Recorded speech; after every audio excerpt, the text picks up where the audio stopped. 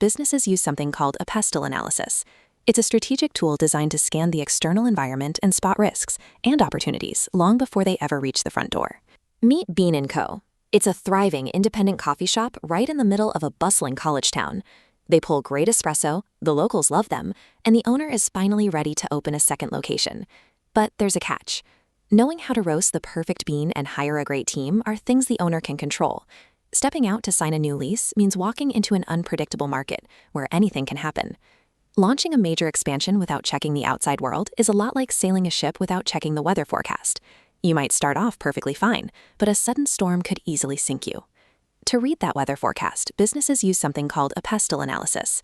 It's a strategic tool designed to scan the external environment and spot risks and opportunities long before they ever reach the front door.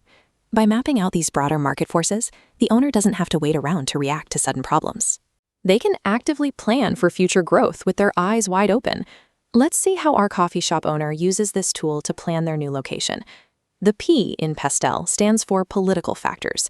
The local government is planning to raise the minimum wage over the next 2 years, which will increase labor costs. At the same time, the town council is proposing new pedestrian-only zones downtown. Armed with this knowledge, the owner can actively target a storefront right inside that new pedestrian zone. The massive boost in foot traffic will help cover the higher payroll costs. Next is E for economic factors.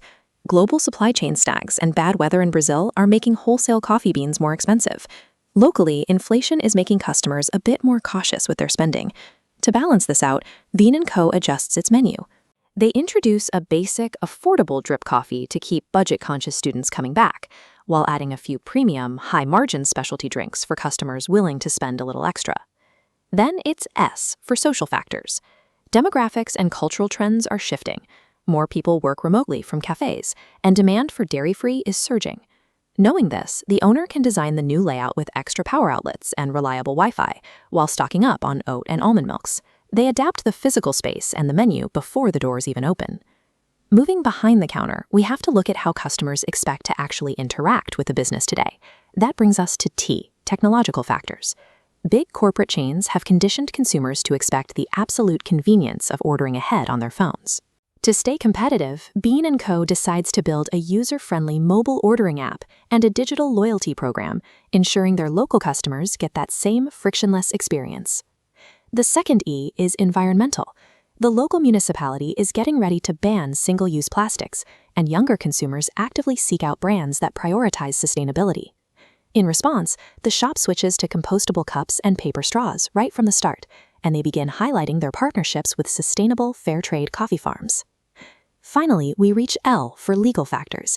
These are the strict rules businesses have to follow, like local health department codes for storing dairy safely, or labor laws regarding mandatory employee rest breaks. By investing in automated scheduling software and proper staff training up front, Bean & Co. stays legally compliant and avoids heavy fines or forced operational shutdowns down the road. When you step back and look at the whole picture, the owner's expansion plan is no longer based on hoping for the best. These external insights lock into a data-driven strategy. But how does this differ from a SWOT analysis? While both are useful, they look from different distances. PESTEL looks at the macro environment, the world outside. SWOT checks the specific internal capabilities of your organization. In practice, businesses will run a PESTEL analysis first to understand what the world is doing. Then they take those specific risks and possibilities and plug them straight into the opportunities and threats sections of their SWOT analysis. So the next time you walk into a local shop and notice a change in pricing, a switch to paper straws, or a branding app, you're looking at a business successfully navigating the forces of its outside world.